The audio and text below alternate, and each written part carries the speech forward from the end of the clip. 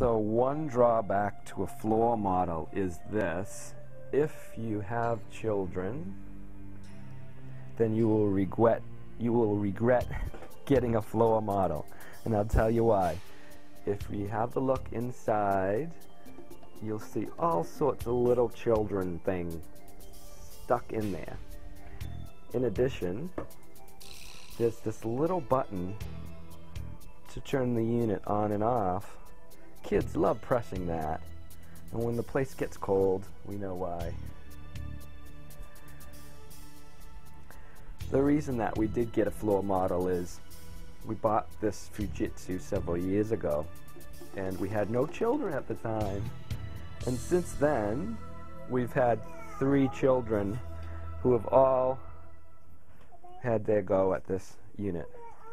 So beware.